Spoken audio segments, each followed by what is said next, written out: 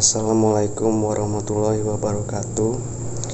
Perkenalkan, nama saya Paris Farhan Abdullah, mahasiswa hukum semester 5. Di sini saya akan mengenalkan lebih dekat lagi tentang sistem hukum sipil law dan common law.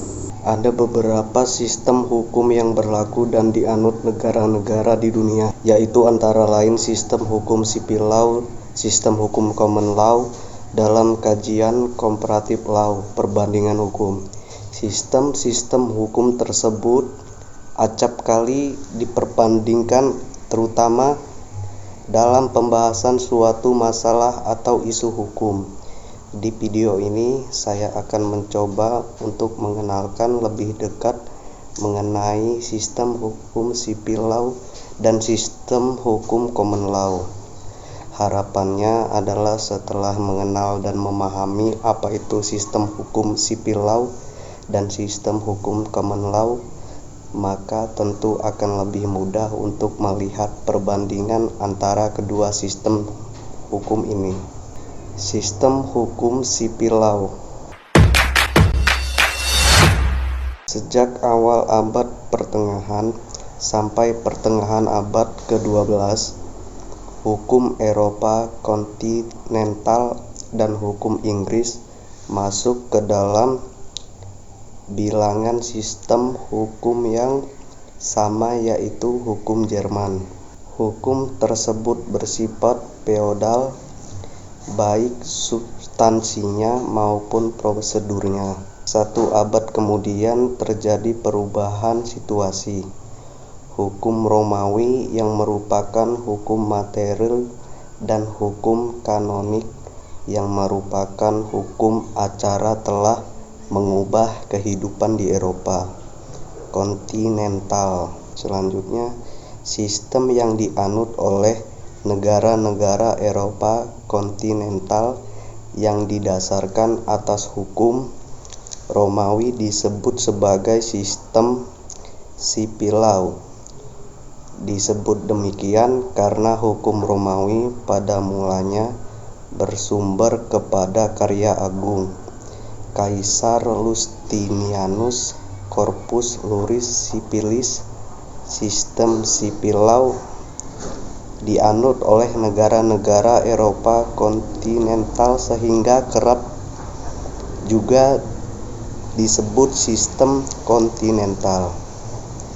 Hukum Romawi yang merupakan sumber dari sistem sipil law telah menempuh sejarah yang panjang untuk sampai kepada tingkat pengembangan yang tinggi. Sistem sipil law yang mempunyai karakteristik yaitu adanya kodifikasi. Hakim tidak terikat kepada presiden sehingga undang-undang menjadi sumber hukum yang terutama dan sistem peradilan. Karakteristik utama yang menjadi dasar ialah hukum mempunyai kekuatan mengikat karena diwujudkan dalam peraturan-peraturan yang berbentuk undang-undang dan tersusun secara sistematika di dalam kodifikasi atau kompilasi tertentu. Prinsip utama ini dianut oleh karena nilai dasar utama yang merupakan tujuan hukum adalah kepastian hukum. Kepastian hukum hanya dapat diwujudkan apabila tindakan-tindakan hukum manusia dalam pergaulan hidup diatur dengan peraturan-peraturan hukum yang tertulis. Penganut sistem sipil law memberi keleluasan yang besar bagi hakim memutus perkara tanpa perlu meneladani putusan-putusan hakim terdahulu. Yang menjadi pegangan hakim adalah aturan yang dibuat oleh parlemen, yaitu undang-undang. Di dalam sistem, hakim yang mempunyai peranan yang besar dalam mengarahkan dan memutuskan perkara. Hakim aktif dalam menemukan fakta dan cermat dalam menilai alat bukti. Mengenai sistem peradilan ini, Kespelab Pojevic menyatakan bahwa tugas utama pengadilan adalah untuk menerapkan dan menafsirkan hukum yang terkandung dalam metode atau penerapan undang-undang. disesuaikan dengan fakta-faktanya. Namun ketika kasus tertentu tidak diatur dalam undang-undang, maka pengadilan harus menerapkan beberapa prinsip-prinsip umum untuk mengisi kekosongan hukum. Bentuk-bentuk sumber hukum dalam arti formal dalam sipil law berupa peraturan perundang-undangan, kebiasaan-kebiasaan, dan jurisprudensi. Peraturan perundang-undangan mempunyai dua karakteristik, yaitu berlaku umum dan isinya mengikat keluar. Sifat yang berlaku umum itulah yang membedakan antara perundang-undangan dan penetapan. Penetapan berlaku secara individual tetapi harus dihormati oleh orang lain.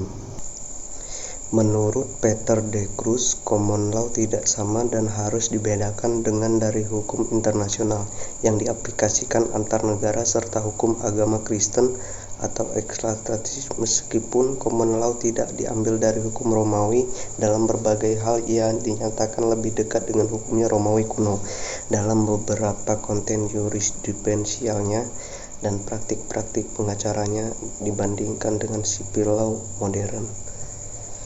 Tradisi common law yang biasanya diidentifikasikan dengan sebuah sistem berbasis kasus, tetapi meskipun kasus memainkan peran yang dominan, sumber hukum di Inggris tidak hanya meliputi hukum kasus saja, yang merupakan kumpulan-kumpulan prinsip yang diambil dari putusan pengadilan yang diatur oleh doktrin presiden stare decisis, tetapi juga undang-undang yang mengandung peraturan hukum melalui penegakan oleh legislatif. Belakangan ini di Inggris, legislasi bukan hanya telah menjadi sumber hukum otoritatif, tetapi terkadang juga menjadi sumber hukum primer ketika tidak ada lagi kasus yang relevan dengan masalah yang dihadapi.